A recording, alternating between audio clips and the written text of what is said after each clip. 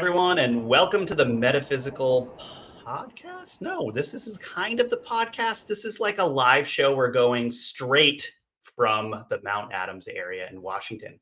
It's technically a volcano, the Mount Adams, and it's known for paranormal activity, portals, orbs, UFOs, strange creatures, all kinds of stuff. So remote viewer John Vivanco and I, investigative researcher Rob Counts, journeyed to the sleeping giant volcano to look for unusual activity at Mount Adams, then came to YouTube to share what we found and discuss explorations in general. Also, tune in at the end of this discussion for an exclusive live Q&A with Metaphysical for a show that's out of this world.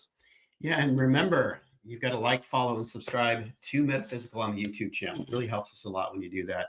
And if you want to support our work, think about subscribing to the metaphysical.tv, where instead of Patreon or donation type platform, we're actually giving you exclusive podcast episodes and videos on an entire streaming platform. It's got over 1,000 episodes from multiple content creators. So love it if you head over there and check that stuff out. Yeah, this keeps us going, you guys. So thanks for your support.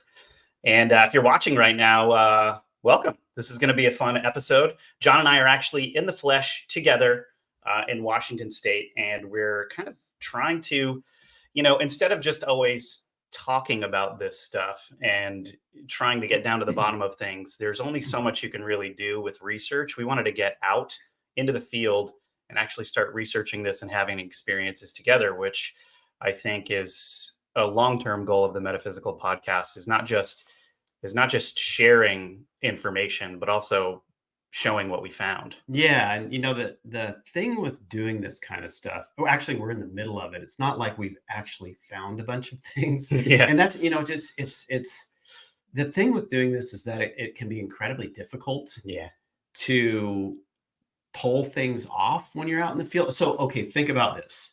When you watch reality TV, what are they giving you? Like, they're giving you the reactions from people on something nebulous that's occurring around them, because the cameras are typically trained on the reactions as opposed to something that's happening out there, whether that's happening or not, because the production is like, wait, we don't ever really capture much on camera, so just focus on the crazy people, right? Mm-hmm. And that's really what it's about. Okay, so for instance, I was working on an Ancient Aliens episode, and there was... we were looking for anomalies that were happening in the sky, and they had set up this table in the middle of a field with the characters around it, and they were filming them as they were like looking at satellite trackers and stuff like that, and they were having them recreate everything over and over so much that they actually missed what was flying in the sky, which was a legitimate, like, anomalous happening. That's right? Classic, right? And so that's normally how it goes. Yeah. This is normally how it goes. And so when we do this, we're like, it's like literally you have to strap yourself with like 8K GoPro cameras, like wear a Velcro suit to get everything, right? You know what I mean? You're like, because even if something's going on out there, you're focused over here, and then it happens in a split second. If it even happens, and you don't even know if it's anomalous or not, it's just something different in the environment. So yeah, it's kind of an undertaking. Yeah, it is. And we're not, we don't have the backing of a huge channel like the History Channel or anything like that with endless funds. Like, we're trying to do this on our own, have these experiences and share what we found. But oftentimes those experiences come when the cameras are off, or they come when you least expect it. You might have gotten a little bit of it on camera, or you can hear a little bit of it. Then you try to show it to someone and they're like, well, that's not evidence. And it's like, you're right. It's not evidence. Or it's subjective. Yeah. Or it's subjective. Like, something's really strange happened in your personal experience, and you almost yourself feel crazy when you're trying to talk about it. Exactly. Yeah. Right. Like, I was in, when I was in Australia, after the series of conferences that we did out there. John and I were in Australia for like 2 weeks or something, running around and doing conferences. Right. Then I stayed later, and then I stayed like 2 extra weeks, and I went out with Pete Slattery to he wanted to show me areas where a lot of UFO type sightings occur. And we went to these places and we stayed into the night with, cameras and stuff. And most of the experiences that I had were completely subjective, like heat hitting the body and, or like, wow, that's a weird feeling, but it doesn't, it's like, how do you translate that? You can't, you talk about it, you say it, but it just falls flat in general. Like people now, because cameras are everywhere, want to have something absolutely 100% apparent. 100% apparent, which is incredibly difficult to do. It's difficult to do. Not only that is they want it to have something 100% apparent, but even when it is 100% apparent, you get everybody being like, "Oh, that's special effects," or that could have been explained away with this. There's literally you could have a being coming down on a cloud from outer space, and people would be like, "That's not real." So it's like, how do you even? I think this is more about.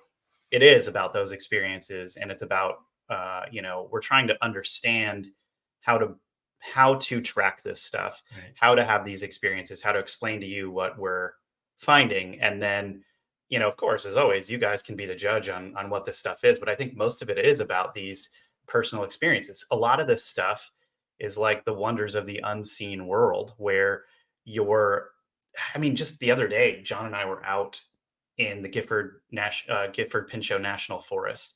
We showed up at this spot way off grid. This was so off the grid.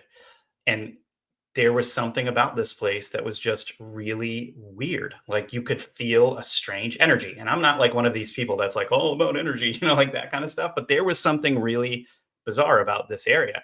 And that wasn't even the weird spot or the weird part. As soon as John and I stopped kind of looking and listening and we started just talking to one another and BSing about some stuff, all of a sudden we start hearing weird footfalls in the woods where it was bizarrely quiet before. Weird footfalls, and then you get like some strange noises that are definitely no animal you've ever heard, and some pounding on some wood, and you're like, well, where is that coming from? And then you start looking around for it and you're like, am I crazy? Did I just experience that or not? Was that something or was it not? And you actually don't know. And like you spend the next 2 hours looking for the bird that could have been making that sound when it didn't even sound. Was that a bird or was that like, I don't even know what that was, Like these are the kinds of weird things that can occur, and you're questioning yourself constantly and wondering if you experience that thing or not, right? Right. Yeah, exactly. And that's it's part of the game, really, when you get right down to it. You're constantly going again. It's like in the internal battle is going against the materialist view that the rest of the world has, especially when you're in. There's a difference between just going out for yourself and just experiencing what there is to experience versus thinking that you've got to create some content around this, right? Yeah. So, because when you create content around this stuff, you're going, well, most of the objective reality out there is purely materialist. So you have to like get into this, I got to prove it mind state. Whereas if you didn't have that, you'd have a cleaner, more pure experience. And I'm just saying it flat out that doing this to create something for people to watch is entertainment. It's entertainment, and that materialist mindset, to be honest, it wrecks the deep personal experience that you can have when you go out there and do this stuff. And I honestly prefer that over trying to create something. It's like I've seen things and then brought them up, and then I get comments like, if you didn't get it on camera, it didn't happen, right? See, that's the mindset, right? Yeah. If you didn't get it on camera, it didn't happen. I don't care about it. But when you have that experience, it's absolutely profound. And I think this is more about, from my perspective, this is more about, hey, look, all you people out there, go have the experience yourself, right? I mean, I love to do this. I love to go out. I love to do this. And if I can get something on camera, more fun on top of it. Placing that as the ultimate gain, the ultimate goal is a mistake, in my opinion. Yeah. And it's hard, and it's very hard to do. Right. I mean, it really is hard to do. And I think that's why the History Channel has been called out so many times on generating stuff to happen. The director or the producer has an idea of what we can do for the end of this episode, and they actually insert it, because if you don't have that thing, a lot of times people don't want to watch or they lose interest really fast. I mean, Right. how many seasons has The Curse of Oak Island been on where it's like nothing happens any episode, you know? I know, but think about this. Okay, so when you do television, okay, getting out of that first season, the first season is the pilot season. Most shows get canceled the end of the first season. You make the most money when you start to drop into that second and third season, and the characters in the show, the production of the show, like literally think of the show as the filler between commercials, right? Because the commercials are what's important. And if you're working on these shows, every single season you make way more money. It completely jumps up like 50 to 100% after season one. Yes, after season one, individually for a person. So you want to keep that going by just being on the edge of finding something at the end of every last season, so that people come back, so that it gets renewed over and over and over again. And that's the game. That's what it's about. So don't look at TV. Don't look at what shows on these reality shows as anything real, because a ton of it is just scripted, or planted, unfortunately. Like at the end of Curse, the Curse of Oak Island, the first season, I remember all of a sudden this Roman coin happened to pop up at the very end of the season. And it was like, that was so planted, dude. Come on, right? Yeah. Like, you know. Well, I mean, it seems like it to me. I don't know, you know. Okay, so case in point, I'd been offered, and I'm not going to say any of the channels, but I did treasure hunting stuff, and that stuff went on like TV, and I got offered in a network, cable network, to do a whole season of treasure hunting, and it was greenlit. It wasn't like, because it takes a long time if you want to actually get a show greenlit from the early development stages. But since the producer, or executive producer, had jumped over to another network, he immediately offered me a full season, and it was greenlit out of the gate. I said no, because it was going to be a whole season on treasure hunting. And then somebody had the idea that if nothing was found, something would be found to keep it going. And so at that point, I'm like, no way, I'm not getting involved in this stuff. There's no way. Yeah, I mean, my best friend from high school wrote for the show Naked and Afraid. Oh, okay. Right. Yeah. Which is supposed to be a show about being out in the forest, you're naked with someone and all of this stuff, and they just record everything that happens and make it all dramatized. But it's like, so you're writing for that show? Oh, how do you write for a reality show? You're writing for a reality show. Exactly. Nah, you all are being lied to here. Well, and that's the thing. Like that's kind of why we want to go out there and take a shot at some of this, because yes, I do think it's going to be very hard to find anything at all, but there is a lot of anomalous activity on Mount Adams, and I think we have more of a chance here of experiencing something that we can then tell you guys. Like some of the, I think we should get into that for a little bit. Like, what are some of the? Well, let me just mention. Sure. Hold on quickly before we jump to that. The way production models work. Yeah. So we've got a different production model where we spend more time out there versus like Hollywood type reality shows. The production model is literally, the wet dream is to do one episode one day when you have a series, one episode in one day. And so what this means is that when you get into the more mysterious, paranormal, investigative reality shows, they do one episode in like 1 to 3 days. And so that doesn't give anybody any time, because they got to build a backstory, film around a backstory. Nobody gets any time to actually do any investigative work, right? And this is why they completely only focus on the characters. One of the reasons why. Also because nobody really captures that much on film, because they want to focus on the people that are crazy to get the viewers, right? And then what we do is different, because it's more about spending quiet time as much as we can in an area to first get the feeling, the vibe, to sink into the scene, to feel what's going on there. Because look, no matter what anybody thinks, your body is the best sensory device out there, better than any instrument, better than anything. But we have been told that anything that happens to the body and what we perceive internally is a subjective world, hallucinatory, and we are compounding it and making it up when it begins. But I'm telling you right now, through years of remote viewing, it's the body that is the most sensitive instrument that there is. The conduit. Yeah. Totally. Yeah. And then that is true. Like, we're spending a ton of time out there and we're using all kinds of methods to see what happens. And actually, we'll share with you a strange experience we had the other night that you can judge for yourself as to whether or not it was legit. I mean, it was pretty weird. John and I were a little freaked out at some of the stuff that was going on. But a lot of it, if you open your mouth and you start talking about it, again, you just kind of like, is someone going to understand what I'm saying here?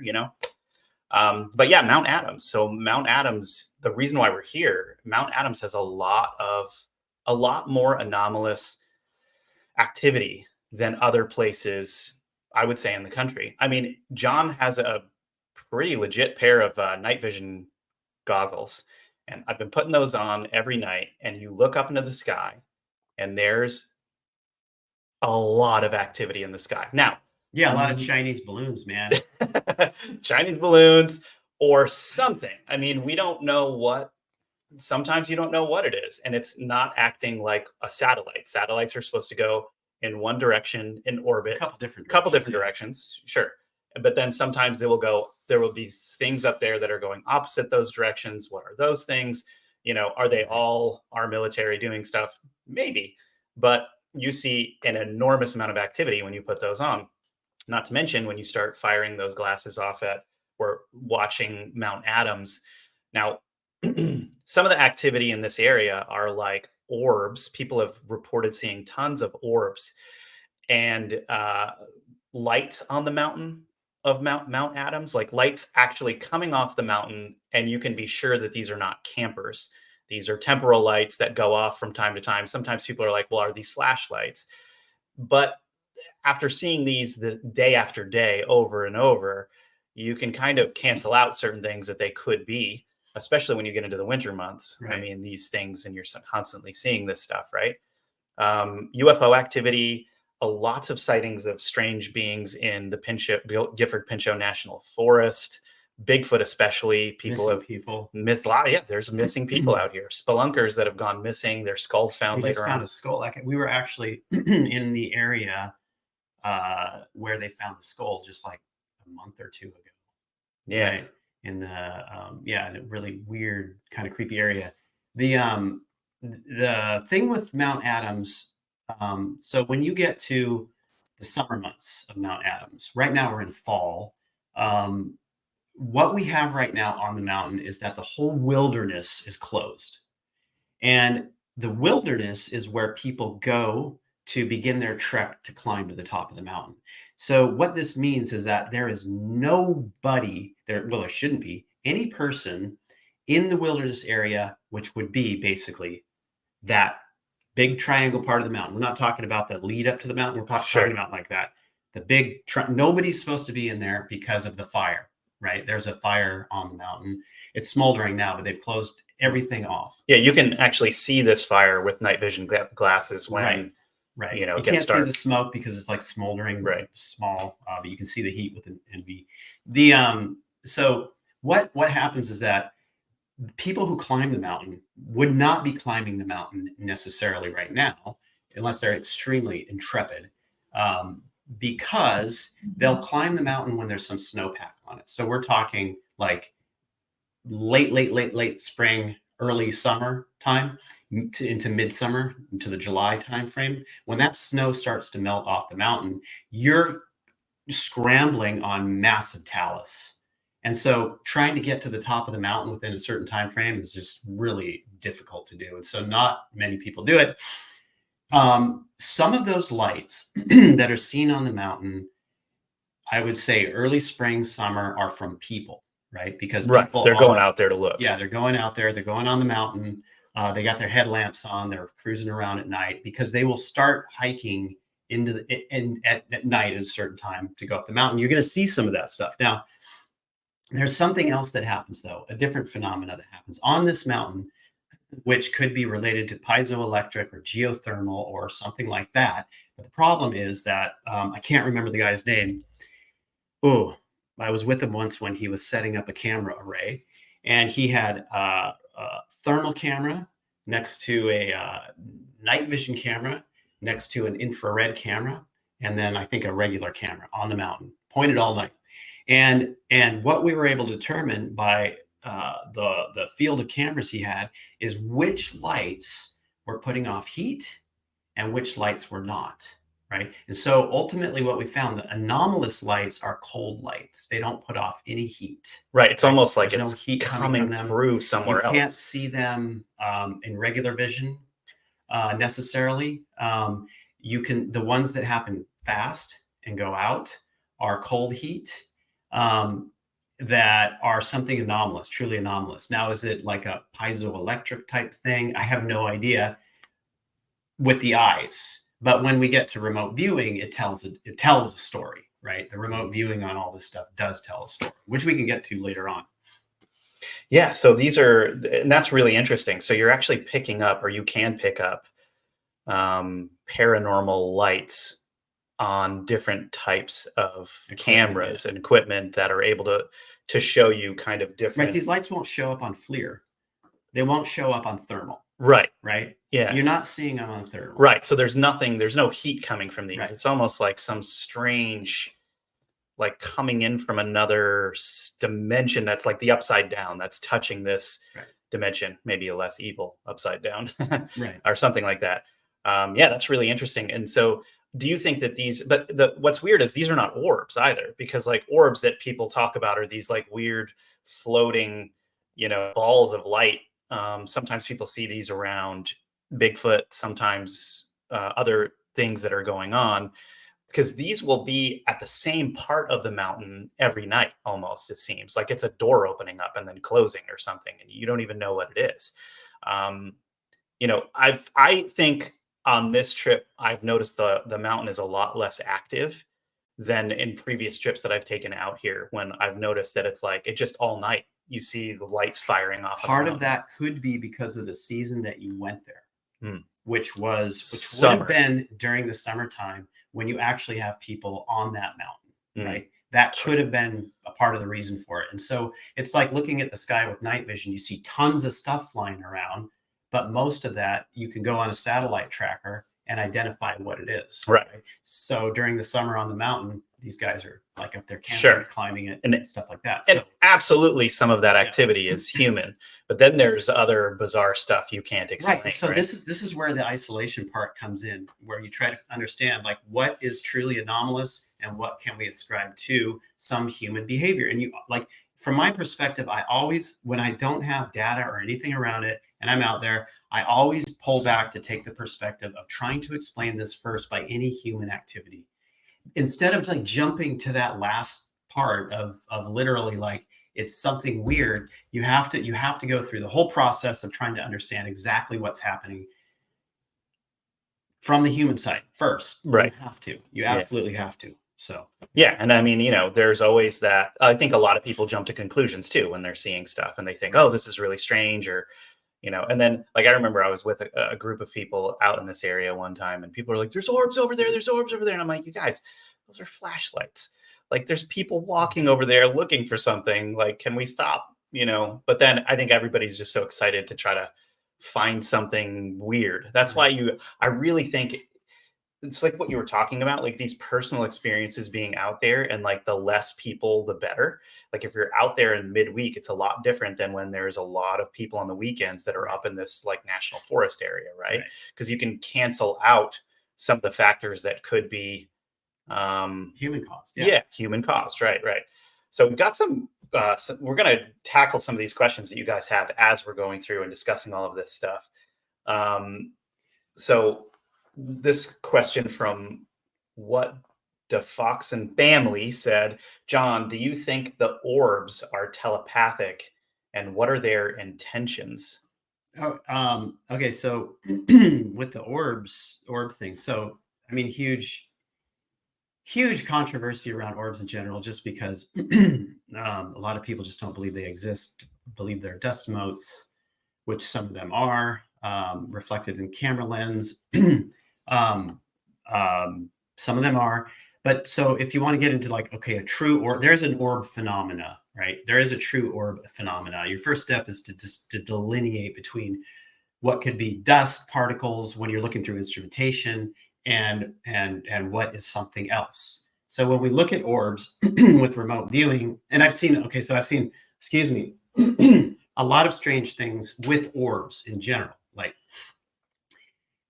when you use instrumentation and you see these things, they are a sort of plasma type energy. That's an energy to begin with. This is something that is just a field of energy that exists in locations. In some locations, there's more of it than there is in others. They can also be, since they're like this plasma energy, this almost like an earth energy, they can be like a thing, a consciousness can also be within it, and they can use it. We're talking about like something with other dimensional aspects to it that can become part of that. And those things can have telepathic connection. Consciousness can have connection. But so when you see an orb and there is some kind of like consciousness that is utilizing it within it, or it is it, what you're seeing is the aspect that shows up to us in perceptible 3D reality. But if you could see behind it what it is, it's totally different. Right. It's totally different. It could be an angelic type thing. It could be just this undulating energy waveform as its more natural state. It could be, I mean, this is going to sound ridiculous, but we've seen in remote viewing data, it can be a 3D physical Bigfoot consciousness that's projected itself into one of these. So it's sort of like some type of telepathic energy or something like that. It can be. It's consciousness. Right. It's literally consciousness. Right. Now, I see orbs. I see orbs with my eyes, because when you've been doing this for a while, you begin to understand, like, hey, that light that I just saw was the orb. Because what I'll do is I'll pull up my camera. You can see. So if you pull up your phone, right? Right. In your phone, turn on the video function and turn the light on it in a dark room, scan it around, or a place that's known to have orb activity, haunted, you will see these things floating around. Bugs, you have to first determine whether it is that or not, or dust, you have to first determine and then scale back to what it is. So when I see the light flashes, I will turn that on and then I will see the thing moving around, right? So you can use the light flash. You will see that too. People see that. I think you said you see that. People will see that and they'll just write it off. Oh, something's wrong with my eyes. Yeah, right. Right. No, not. It's not nothing wrong with your eyes. You're seeing something. And also, the peripheral vision. I've known people who have developed this really big sort of relationship with the idea of orbs. And they're always going around and going to interesting locations in order to film the orbs because they feel like they have a relationship with them. Right. So for instance, there was this one person who had this one video of this orb, and it's like literally, it was an interesting video. It was just like floating there just above the ground. And then all of a sudden it turned into this long appendage, like it got really long on the video and then like touched her and then pulled back. And her camera's just still, right? Like, that's interesting. So we remote viewed it, and it was actually, okay, so she was like, this is like, it's communicating with me. It's connecting with me. Yeah, that would be the only conclusion. Right. It was actually her consciousness, her subconscious, that is so into this that it's causing this stuff to happen. Really? Yes. So she's actually having an effect on the physical environment. Yeah. Which is another crazy rabbit hole right there. Like that you can affect the environment around you. Like that's actual evidence of it. Right. Well, that also goes into the idea of mass groups of consciousness forming like tulpas. Right. Yeah. And a lot of people, for those of you at home that don't know what a tulpa is, for instance, it's when, for instance, if somebody puts a lot of their own personal energy or their mind onto something over time, it can create a sort of consciousness. This is how people, like in China, for instance, they worship this deity called Guang. I think it's Guanggong or something like that. It's like the money deity. They have these in their house. It's everywhere. They're constantly like burning incense to it and all of that. And people have claimed to see this thing in the flesh. And it's like, how is that even happening unless you guys are giving this a ton of unnatural energy? Because everybody's always thinking about this and trying to worship money and all of that stuff, right? So it can create trouble too, or it can create good things. And I think, people talk about that through, this idea of manifestation and stuff like that. But, I always tell people, you've got to be careful what you put your mind on, and because, those things can backfire majorly depending on what you're doing, for sure. Okay. Yeah. So we've got another question here. Sometimes you need asked, can you see portals with tech available to the general public? So that you kind of answered that before, right? Like, what do you think? Thermal or not thermal, right? You were saying thermal isn't really the best one. I don't know. I mean, it depends really. It's like, first off, it's like portals. That's always like a weird thing to me. Yeah. What is a portal? Right. Because it is one of those things where it's like somebody in, like, some of the crowds that I've like ran with in the past, or like connected with for brief periods of time, a lot of things can be explained away as a portal. If somebody just says, oh man, something really weird happened, and somebody goes, oh yeah, that was that portal that's opening up, and then everybody accepts that as the explanation. While there's no actual, to this question, like, understanding of how you even capture that to evaluate it. Right? Do you know what I'm saying? Yes. Or what the heck is going on, or what it is, but people will accept that as a blanket, like, oh yeah, it's the portal. I'll walk away now. I got my explanation. But it's like, I've never seen anything like that necessarily. Some people have supposedly taken pictures of them and whatnot, but I don't know. I honestly don't know. I haven't seen anything super good, super clear on that front to be able to task on, other than these sort of vague, nebulous ideas of one. Yeah. Sometimes the idea of a portal comes through in a remote viewing session. Like, for instance, there was one video of Mount Adams through night vision where a large pyramid shape shows up, and it's night vision, like massive light pyramid on the mountain, literally a massive light pyramid. So we remote view that, and I can't tell you how many times we've remote viewed that. Like, I will even put it out to students. So we're talking about like hundreds of sessions, right? On this that I've looked at, and always everything is, they say it's a portal. It's a gate. It's a stargate. It always goes down that way. You're saying that the data that the students are getting back, not only the students, but the professional viewers as well. Right, in their head, they're getting. But it's so basic. What I'm saying is that a student will even pick this stuff up, right? And they'll say it's a portal or a stargate or something like that, goes to another dimension, etc. So that could be, what a portal is. I mean, and another thing too is, you've got all of this speculation, and I think a lot of peripheral evidence that the Bermuda Triangle has some of this activity, right? People, and actually even people in Florida that are off the coast that are flying, and they enter in this kind of bizarre tunnel and they lose time, or they gain time, or whatever it is, right? These things are anomalous. Yeah, see that little activity right there? That's the Bermuda Triangle. It reaches all the way to Miami and then goes up to Bermuda and down to Puerto Rico. Lots of ships missing, planes going missing, people having time lapse stuff. Perhaps in these situations, people are not even seeing anything strange, but the evidence that you have that something strange has happened is you lose time or something like that, or you show up. Subjective experience. Correct.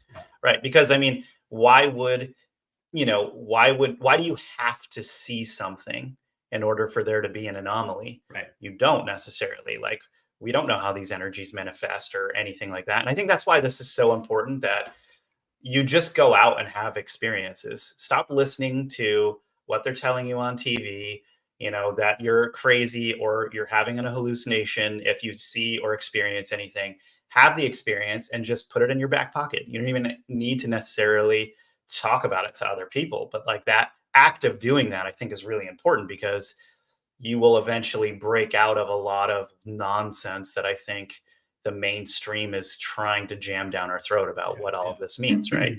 Like, some of these things you don't post on Instagram, because like Instagram is just basically like a frat group of people criticizing other people for different stuff. It's like high school. It really is. Yeah, most people out there will not post anything or say much about it or anything. I mean, even in like sightings, for reported sightings of anything or experiences, it's less than 10%, right? Less than 10% of people will talk about the experience. Yeah, they're so scared of being criticized. I mean, so many people have come out and talked about what they saw or found.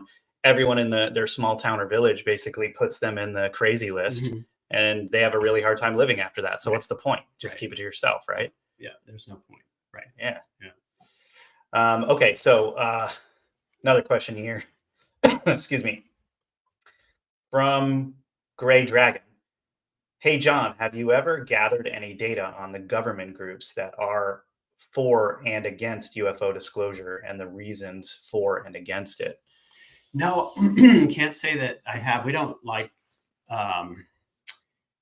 it's more of a personal thing. There would be other remote viewers maybe who would be interested in doing that kind of stuff, but I typically stay away from the politics of humans within this stuff, especially when it comes to the like potentially classified. If things get into the classified realm, you can so this is a thing actually. You can talk crazy and remote view like the crazy, super duper crazy stuff and talk about it, but the moment that you start stepping into the world of like that starts to bridge into more like mainstream classified type projects, you can get into like a little bit of hot water. People knock on your door.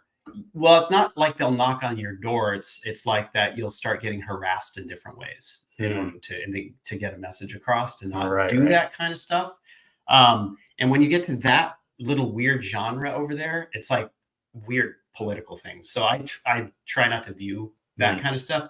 And the other side of my opinion on that is that it's just me. It's like, I don't think that you need to have a government or military disclose or not disclose when a person can go out and experience it themselves. That's my opinion on it. I believe that every single person with the right mindset can go out and begin to have their own disclosure, as opposed to somebody always being the arbiter of what it is and what it isn't. Yeah. So that's my opinion. It's like, or academia, even academia, science, any of it. It's like so limited. It's so annoying, actually. Right. I mean, look what they've done to Graham Hancock.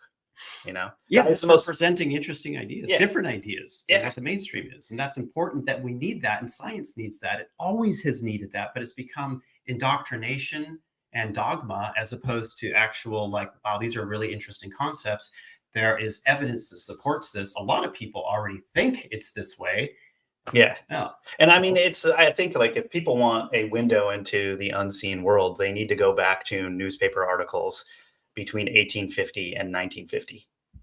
You just come across the most interesting things. And a lot of people are like, well, it could have been sensational. There was all this stuff around sensation. Why do you think they started calling it sensational in the first place? It was to get people off of the track of like, oh, they dug up giant bones in Muskingum County in Ohio in 1890 or whatever it was, right? Like, you know, there was so much that was going on during the early 1900s with technology, with the finding of different civilizations and all kinds of stuff that then were put out to the public. And then all of a sudden they became silent on these things, stopped looking into them, or certain bizarre people started getting put in charge of overseeing those things, or institutions came in and hid a lot of it. So how are we to know unless we actually use our own, discernment to like actually understand what these things are, Okay, here's another question. Barrett Burrow asked, is there any remote viewing data on the GATE program they used to have in elementary school? I've heard. What is that? I don't know what the acronym stands for, but it was the program where gifted and talented. Lindsay's looking it up for us, I think. Gifted and talented something. Okay, so kids were pulled out of their normal coursework and put into these programs, GATE programs, and I'm sure. I mean, come on, like these are public schools run by the government. Public schools run by the government. Gifted and talented education is what there are going to be programs that are going to scan for certain subsects of the student population to understand what they can do with them. Of course it is. Yeah. 100%. Right. I mean, I don't need remote viewing for this. This is obvious. We're not looking at you, John. What? Oh, sorry. We're good. Public benefit to help children. No, it's all government for sure. 100%. Yeah, if you guys are watching, look, I'm George actually Washington would be rolling in his grave. Or any of these guys would be rolling in their grave that we would be sending our kids to these types of schools. Yeah. Yeah, I totally agree with that. Yeah. I totally agree. They were trying to create a nation to avoid a lot of Yes, this government stuff. control. Anything is it's so easy to infiltrate anything, I think. Yeah. It's pretty tough. And yeah, I mean, if you want to, I mean, look at the communists had this down, right? Like they were saying, you just infiltrate the kids and you can create whatever society you want in a generation, basically. So, yeah, I mean, I think there's a lot of evidence, and on the metaphysical breakdown episodes that we do, that's me delivering information that we found on the Metaphysical channel on YouTube. We've come across so much evidence of this type of stuff, and all of the 3-letter agencies and otherwise, Stanford Research Institute, Maimonides, like all of these guys in the Monroe Institute that have been doing this research since the 1970s, and just how this has affected kids, how it's affected all kinds of things, right? So yeah, if you're interested in that information, a lot of the work we've done of recent times has been to get that information out there, because it's all existing in public documents, but just people don't know that they're there, and they don't read through them and then try to put different whistleblowers that have come out together. And actually and John and I and Lindsay talk about this all the time, but it's like, books are such a fantastic source for getting information, because someone will write a book and get it out. It gets wiped off of the internet. But if you have the physical copy of the book, you can still get in there and find the sources and try to go back in time and go back to, the Wayback Machine, start researching. No, you can't even go back there. I don't even know what's going on with that. It was hacked. It was hacked yesterday. Right? I think yesterday. Yeah. And look, that is supposed to be the repository of stuff past. When you get into like the weird 1990s internet through the Wayback Machine, you can find some cool stuff. You can, right? But that stuff is going away. And the whole internet scene is not something that you should be relying on for info, in my opinion, at this point, because literally it's turning into it's pushing you to the edge and turning into the small walled garden of the information, because that they want you to know about. And it's 100% going to be curated down even more and more and more. You're going to lose access to all of the information that you knew to be true that came out of the books. Yeah. So you have to get books. Go back to books in the early 1900s, especially around science. Right. There's a lot of really interesting stuff in that. Yeah, they were so innovative back then. Yeah, there was a different direction, totally different direction. And I think it was a natural direction that got thwarted. Yeah, and I mean, we're talking about like actual guys using scientific method to track things and to try to do experiments, but they were like, the information was just 100 times more interesting than anything these guys are coming out with now. Right. Everything is so constrained. Excuse me.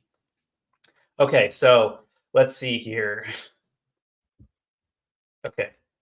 All right, we've got. Okay, here's a good one that a lot of people have, right? What's your RV data collection on Skinwalker Ranch? Oh, geez, I hate viewing that place. I literally don't like. It's freaky, right? It's not that it's freaky; is that I have come really close to throwing up when I remote view that place. Like when I like remote viewing what's causing the anomalous activity. I don't even know how to explain it. It's so difficult to explain because it's not a construct that is a third dimensional construct. It's a different dimensional construct that's bleeding into the third. And when you start to remote view it, and you can have heavy physical reactions to it where you get nauseous. And the last time I viewed it, it was like I nearly threw up during the session. Really? And I was nauseous for like the rest of the day. So you basically have this activity that is, you've got like, okay, how do I even explain this? The only way I can do it is use the idea of a black hole and a white hole. So a black hole is sucking energy in, and a white hole is spitting energy out, right? And you have these series of these constructs that are like that is moving energy, sucking it in and spitting it out, and sucking it in and spitting it out over and over and over again. And it is causing things to arrive and show up in that area and disappear and go to other areas. And it's maddening. It's just absolutely maddening. And it's not, look, Skinwalker Ranch is only part of the phenomena. The whole phenomena is cast about within the Uinta Basin. It's not. It's just because Skinwalker Ranch is focused on. It's there. But it's in that area. It's in the whole basin. It's in the whole area. And a lot of this phenomena can tear apart a person's energetic field. They can start to get sick and stuff like that, especially when it's really pumping. So I'm guessing a lot of people in that area are sick. And it's not a good thing to be hanging around in all the time because of this phenomenon. I've known people who have existed in locations like that gradually over the years get sicker and sicker and sicker. Just weird things happen to them because you're being exposed to something they shouldn't be exposed to. Yeah. Yeah. So this is the whole Uinta Basin, huh? It's more so that than just Skinwalker's the focus, right? It's the focus, the epicenter. They have like their home base set up there. Yeah. It's so when people say the phenomena at Skinwalker Ranch, I think the Uinta Basin, because you can go anywhere in the basin. You don't need to go to Skinwalker Ranch. People will, stalk Skinwalker Ranch and stuff, but you don't need to go to Skinwalker Ranch, right? Yeah, yeah. So it's just a cool name for an interesting. Sure is. Thing. Well, then there was the whole interesting part of Robert Bigelow buying that for a while, and right. I think he sold it to some. Well, before that, it was this other guy. I remember when the other, what was his name? Oh, I don't remember his name. Anyway, before Bigelow bought it, this guy was talking about it like in the 90s. And he owned it, and he was talking about all the weird phenomena that occurred there, and his family was going crazy. Because I remember all these like internet message boards. Yeah, I remember that. About, there was like a family Sherman Ranch. That's right. The Sherman Ranch. Yeah, before Bigelow got it, because they sold it to him because they couldn't deal with it. It was just too weird. That's where the story of the bulletproof wolf comes from and stuff like that. Which is a totally fun rabbit hole. The cows that disappeared from the yard and ended up in trailers that they wouldn't even be able to get through a door to begin with. And they ended up inside the trailers, like stuck in there. Yeah. Like the orbs that the dogs would chase. And then the orbs like fried the dogs with electricity and killed them. That's so fascinating. Yeah. I remember the family talking about how traumatic it was for them to be, like live there and to be in that area. Right. Yeah. That's funny. I mean, geez. Okay. So one more question, and then we'll tell our kind of most interesting story that we've had since we've been down here. And so you don't have to answer this, but I think it would be good to kind of tackle this question for a second. Which one? This one? Okay, let's ask this one. So this is from Pam Stallings. What were the earthquakes at Mount Adams recently? Yeah, John and I have been looking into that. So it's just more activity in the area, right? Yeah. So the mountain has had like 7 or 8 earthquakes within like a month period, something like that, which is unusual for the mountain because normally it gets 1 to 2 earthquakes per year. Yeah. So they say, but it could be an instrumentation problem. I don't know, but whatever the case, likely they're like more shallow earthquakes. And so likely what they are is geothermal energy, the magma deep under. They're not deep, so they wouldn't necessarily be in the magma. The magma movement could be magma movement coming up, but more likely than that, it's the magma that's heating up water, creating geothermal pockets near the surface, and it's causing where the earthquakes are. Is in the avalanche area of Mount Adams. And so these are probably causing instability, and that's the earthquakes are, moving the avalanche area quite a bit. That's my logical conclusion, right? My logical conclusion. I don't know what RV says though. Yeah. But no, they're important to know. And I'm glad that Pam brought this up because I've forgotten all about that. And we actually, some people think it's a big situation, which it could be. Yes. I mean, we don't know yet, right? Yeah. There's so much weird activity going on all across the planet right now. There's been a lot of more activity down in Yellowstone, right? Right. People have been talking about that. People think this is going to lead to some, of course, we haven't had a 10-year period where there weren't people talking about the apocalypse is going to happen right now. It's like we've always been in that state for the last 2,000 years. You know? Right. Really. So if you go back in time, it was like people are always on the corner. Yeah.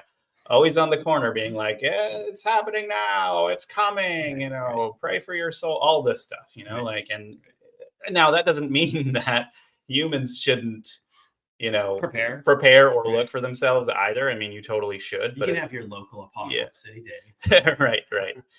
Yeah. I mean, gosh, look what happened in North Carolina recently, right? It's such a terrible, terrible thing. Okay, so last question before we get on to this story that we have for you guys. So, John, what does your RV data show on the flat Earth? Basically, it's a CIA op.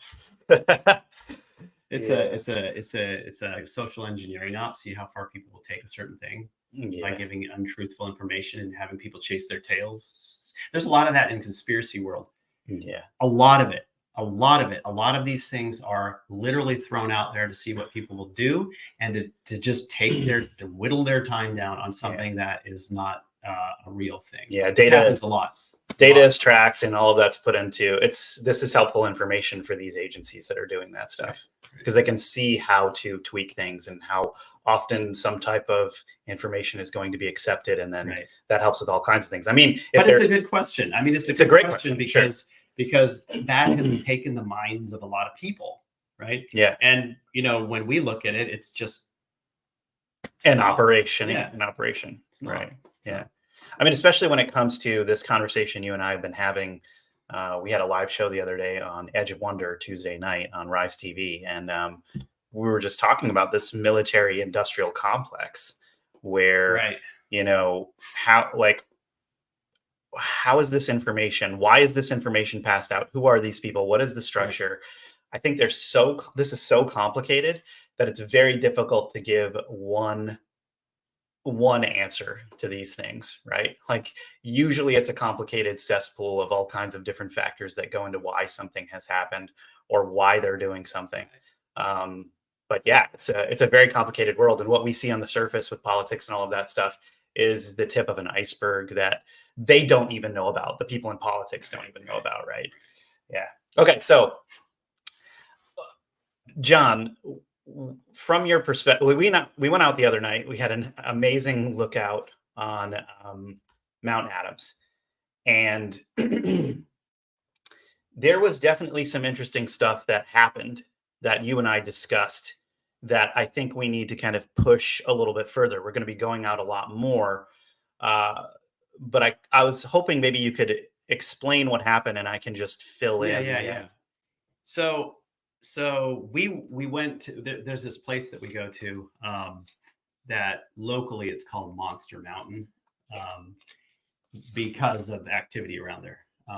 And it has a good perch of Mount Adams. It's a great name. You can see the mountain right there. So we went out there. We'd been going out there off and on a little bit. And we began to see these lights. Like there were lights that were flashing on the mountain. And I know right now that there's only glaciers on the mountain. The snow's all melted. There are no people on the mountain because the wilderness is closed because of the fire. So there wouldn't be anybody up there. And plus these lights are in areas absolutely inaccessible. And so I saw lights start flashing. Like there was a blue light, mostly white lights. There was a cloud covering that covered part of the mountain. And sometimes you can see this sort of like nebulous white because the cloud was dispersing the light. Yes, right? Sure. Which was really cool, actually, because you can see them. They're occurring like underneath. Now they weren't sustained lights. They weren't sustained. They were flashes, like a strobe. Some would be longer than a strobe. But yeah, they were happening on the mountain. So piezoelectric, I don't know, because I do not believe this mountain necessarily has the ability of I don't think it's compressing quartz. I think it's a different type, which I need to look into, So I don't necessarily know if it has that capability, but for it to create it one night and not the other nights is interesting to me. Plus the fact that, here we go. When we get into the subtle experience, or like the spiritual, using the body as your sensory organ, your instrument. Like this is the thing that actually is important, especially when you clear your head. So you go into a meditative mind state, you clear your head, you get out of your thinking mind, and you know how to do this well. I know how to do this well. And so we did a lot of that up there. Meditative mindset, clearing the mind, and then allowing the phenomena to happen. It was when this stuff started happening, right? And you start to perceive things with the inner knowledge, with your inner eye, that then start to unfold in a physical way as well. Or there are aspects that occur in the physical that your sensory organs can perceive. So there were things going on. Now, immediately when we started to meditate and do that, this was nighttime, but this huge lenticular cloud started to form, and it was black. To the right of Mount Adams, and it was massive, right? It was massive, massive. And I, am in that state, like remote viewing, meditative state, and I could feel that there was something in that. There was something vibrating and vibing within that. Started right when we started doing this stuff, and I thought it was some type of craft, personally. Like, that's my inner experience. Whether it is or not, it sounds nuts.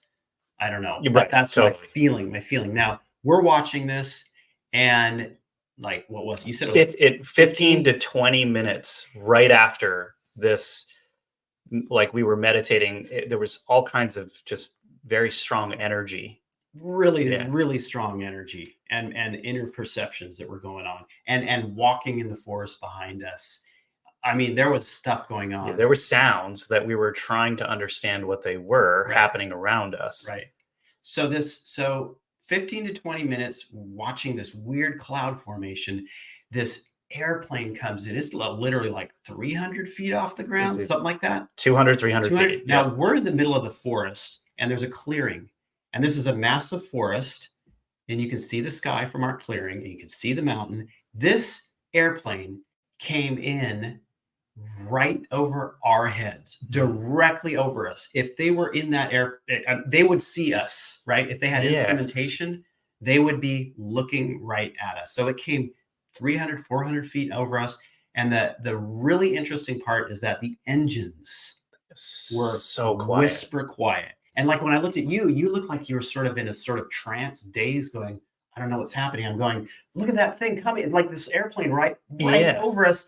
And I'm going, this is not right. This is not normal. And you're like, I don't know what's going on. No. What happened? What happened was, I was looking at this airplane. It went right to the cloud. It went. Yeah. Okay. So I'm looking at this airplane starting to fly over us, and in my head, I'm trying to work out where the sound is coming from, because it was very very quiet, like jet engines that are right over your head on a normal plane. Like, in this area, you will see normal airplanes way up 30,000 feet, and you can hear them super loud, super duper loud.